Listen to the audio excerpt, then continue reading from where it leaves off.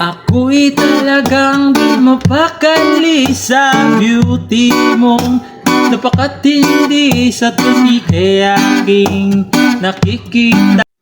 Hello mga ka-idol! So ngayon, meron ulit akong ituturo sa inyong kanta. Napakaganda ng kanta na ito mga ka-idol, pero luma nga lang siya, no? So yung title pala nitong kanta ay yung In Love by Blackjack. So itong ituturo ko ngayon is reggae version, no? Reggae version yung ituturo ko ngayon. So itong kanta na to is meron lang siyang 4 na chords lang hanggang matapos na yung kanyang kanta. Okay? So doon muna tayo sa kanyang strumming. Reggae pattern pala. Yung reggae pattern natin is ito yung bass. Ayan, ito yung bass natin. Bass. Natatamaan yung string lagi. Tatamaan. Parang ganun siya. Ganyan. Okay? Bass. Tapos strum down. Tapos stop sa string. Tapos strum down ulit. Okay? Sa kada chords, 2 beses yung gagawin yan. Okay? Halimbawa, ganito.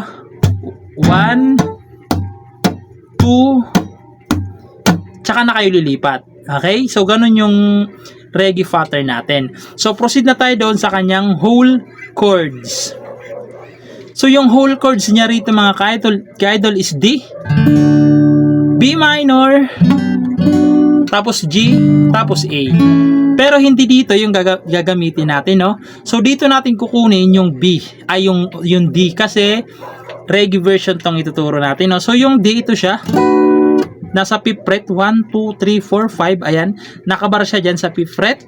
Dito naman sa 7, ay 2nd string, 3rd string, tsaka 4th string, ipitin nyo yan. Depende na lang sa inyo kung ganito kayo mag-ipit o ganito.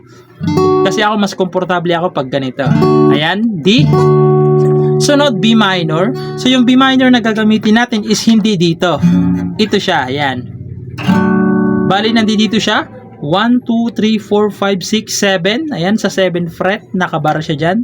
Tapos, dito naman sa 9 ay 4th string, 5th string, tsaka 4th string. Ayan, B minor.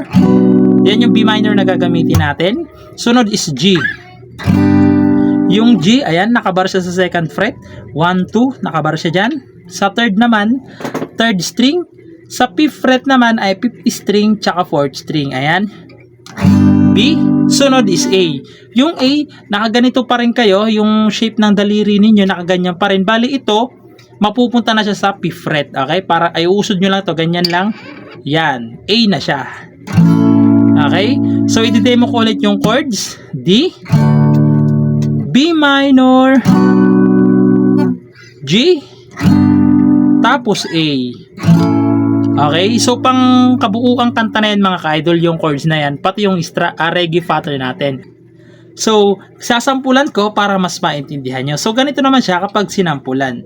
Ako'y talagang di mapakali sa puti mong napakatindi sa tuwi kay aking makikita. Halos niyayanig ang buo kong katawan, hindi malaman kung ano ang gagawin. Halos maganda tuling nakatitingin, ganyan katindi ang dating mo sa akin. Kaya't sana'y pagbigyan ang aking lambing.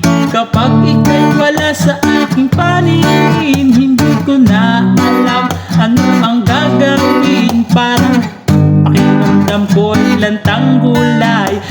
Alam ko ikaw lamang ang aking buhay. Tapos same lang yung kanyang strumming. La la la la la la la la la la la la la la la la la la. So same lang, ganun lang siya. Pagpasensyahan nyo naman ako idol kung hindi masyadong buhay yung tunog kasi napakahirap dito sa tutorialan ko, sumasabi to. Kaya magpasensyahan nyo na. Ayun lang, bye bye.